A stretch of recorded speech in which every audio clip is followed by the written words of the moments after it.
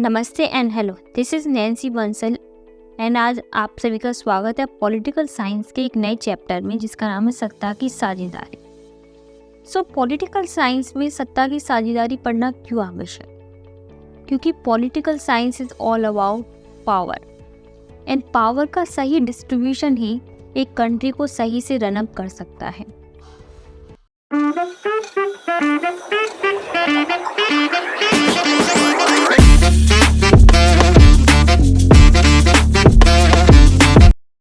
तो समझते हैं कि पॉलिटिकल साइंस में पावर शेयरिंग है क्या। Power sharing refers to the distribution of political power among various organ of the government और different social group to prevent conflict.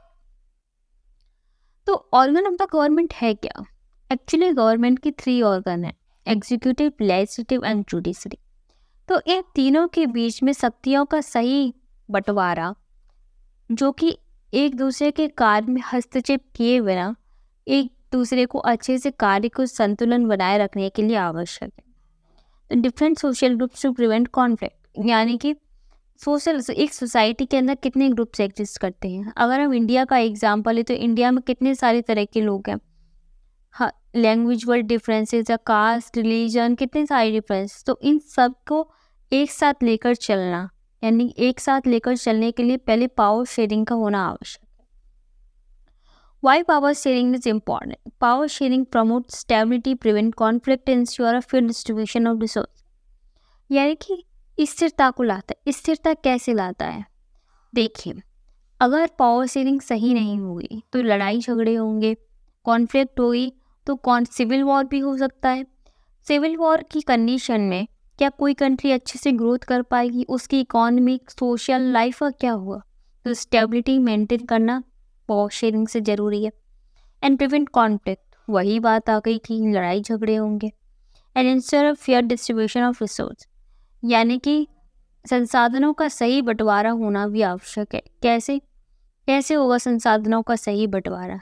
यानी कि इक्वालिटी के बेसिस पे डिस्ट्रीब्यूशन हो। Types of power sharing, horizontal power sharing, vertical power sharing और social power sharing.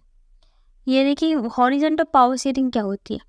Different branches of government. तो government के 3 organ हैं, कौन कौन से? Executive, legislative and judiciary. इन तीनों के बीच में पावर का डिस्ट्रीब्यूशन होना हॉरिजॉन्टल पावर शेयरिंग को दर्शाता है। यानी कि जैसे हम इंडिया का एग्जांपल लेते हैं, इंडिया के अंदर 3 ब्रांचेस हैं, as you know, executive, legislative and judiciary. And India के अंदर कौन सा मेथड फॉलो होता है? पार्लियामेंट्री। तो पार्लियामेंट्री मेथड के अंदर पावर का डिस्ट्रीब्यूशन इस तरीके से किया गया है कि तीनों, एक लेजिस्लेटिव एंड एग्जीक्यूटिव एक होकर भी एक दूसरे के कार्य में हस्तक्षेप नहीं करते। Judiciary is a different power and judiciary को इंडिपेंडेंट बनाया गया है इंडिया के अंदर, but there are certain limitation also on the judiciary. And vertical power sharing का अंतर है अर्थात between different level of government, यानी कि जैसे सेंट्रल टू स्टेट, यानी कि फेडरलिज्म की यहाँ बात हो रही है। Federalism come from the feudal term we describe the distribution of power. कैसे? तो डिस्ट्रीब्यूशन ऑफ पावर को हम ऐसे समझेंगे कि सत्ता का विकेंद्रीकरण होना, यानी कि सत्ता को टुकड़ों में बांट देना जिससे सेंट्रल के ऊपर बोझ ना आए, या राज्य अपने आप में खुला महसूस करे, राज्य अपने आप में स्वतंत्र महसूस करे। इसको कहते हैं federalism. As social power sharing among different social, यानी कि कम्युनिटीज के अंदर पावर का शेयर होना। ये है types of power sharing. Let's move further. तो हम एक स्टडी देखते हैं बेल्जियम की। बेल्जियम यूरोप का एक देश है जिसका क्षेत्रफल हमारी हरियाणा राज्य के बराबर है या उससे भी कम, और बेल्जियम की पॉपुलेशन भी हरियाणा राज्य से बहुत कम है।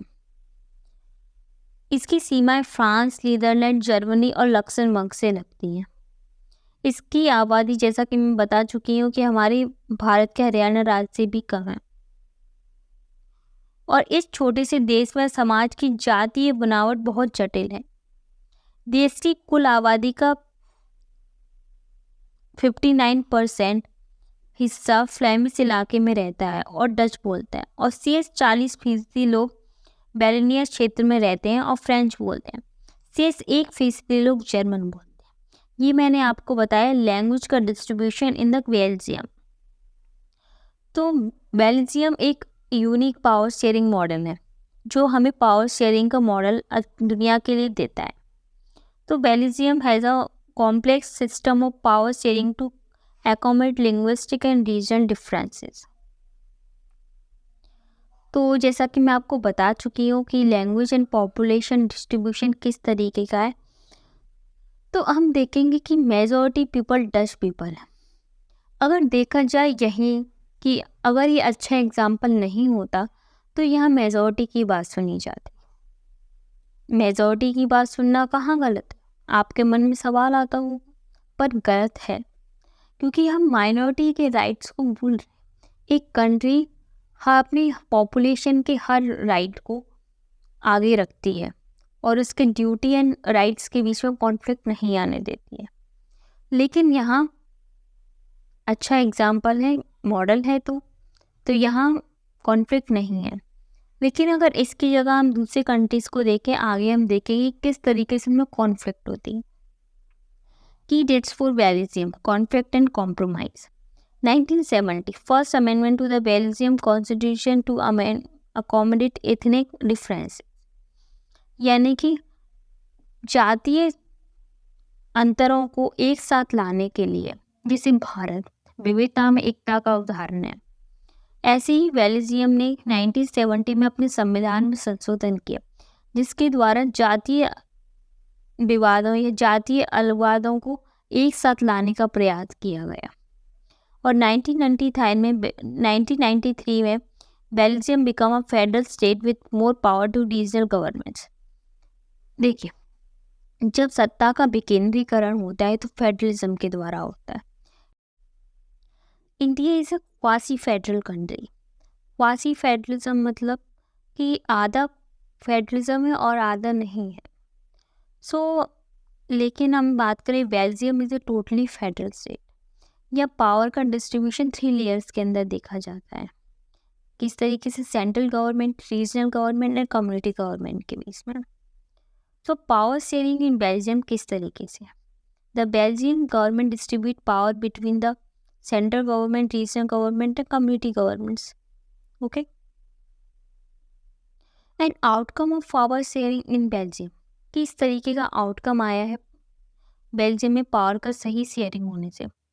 Success of power sharing, as we know this it's a model of the world.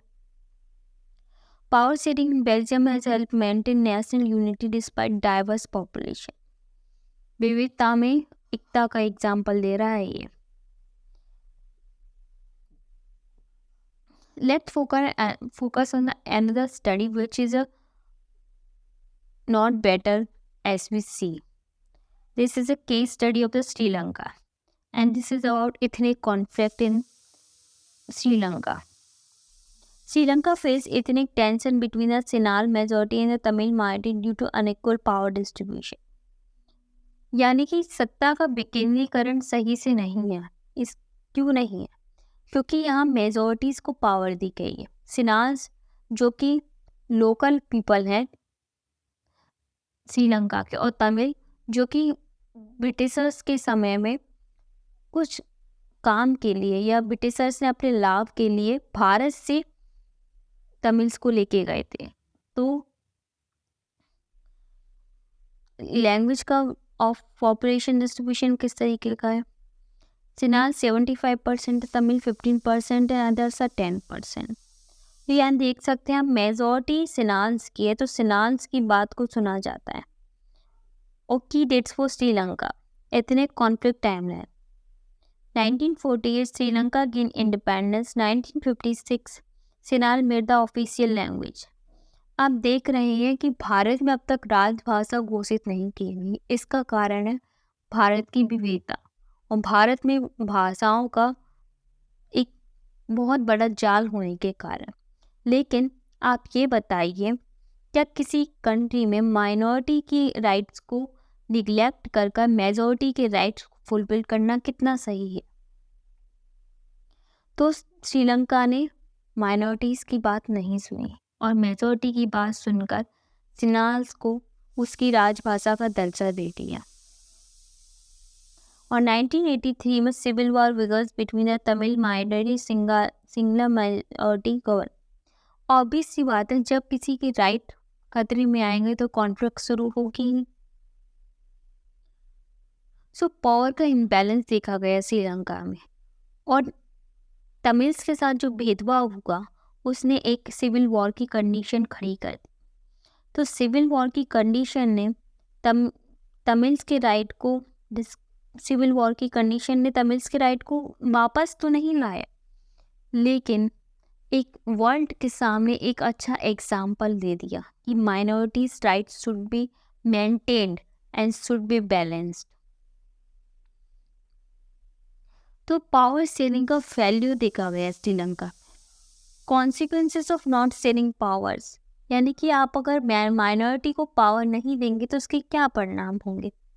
Lack of proper power sharing lead to brittle civil war which lasted 4 decades। आप देखिए, अगर पावर का सही डिस्ट्रीब्यूशन नहीं होगा तो सिविल वॉर क्या इससे भी बड़ी हमारे कंडीशंस होते, इससे भी बुरी कंडीशंस होते, क्योंकि पावर शेयरिंग एक ऐसा मेथड है जिसके द्वारा आप लोगों के उनके राइट्स ड्यूटीज उनके एक अस्तित्व को देश में दर्जा देते हैं।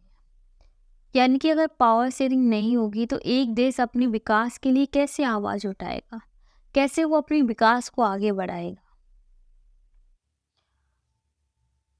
Comparison between Belgium and Sri Lanka.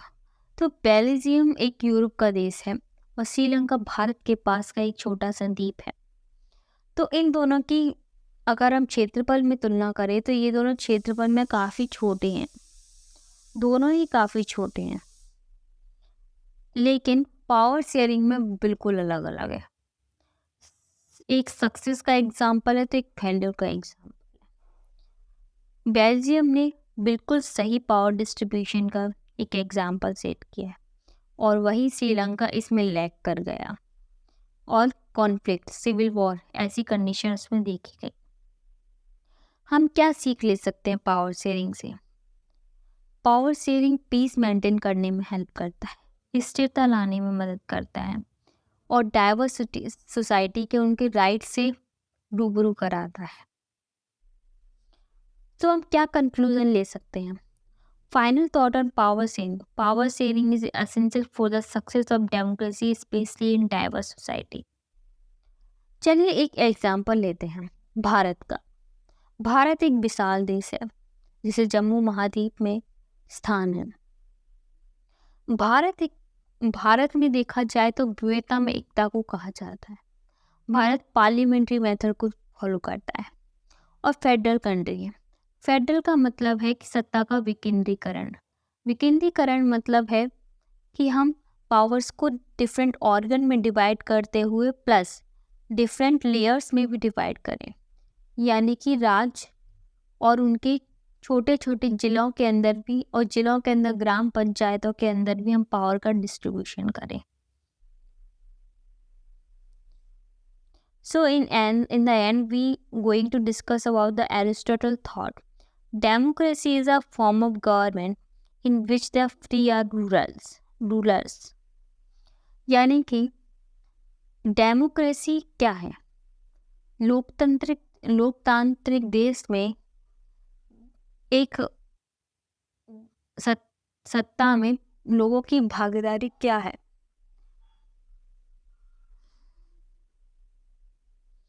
तो सत्ता में लोगों की भागीदारी है उनका वोट देना, उनके राइट्स का होना। तो जब लोग वोट देते हैं तो वो इंश्योर करते हैं कि कोई एक कैंडिडेट आएगा उनके राइट्स के लिए लड़ेगा, उनके राइट्स को फुलफिल करेगा। तो इसी तरीके से एक डेमोक्रेसी रन अप करती है। तो इंडिया एक बहुत अच्छा एग्जाम्पल है डेमोक्रेसी के लिए। तो हम होप करते हैं कि श्रीलंका भी एक अच्छा एग्जाम्पल बन पाएगा।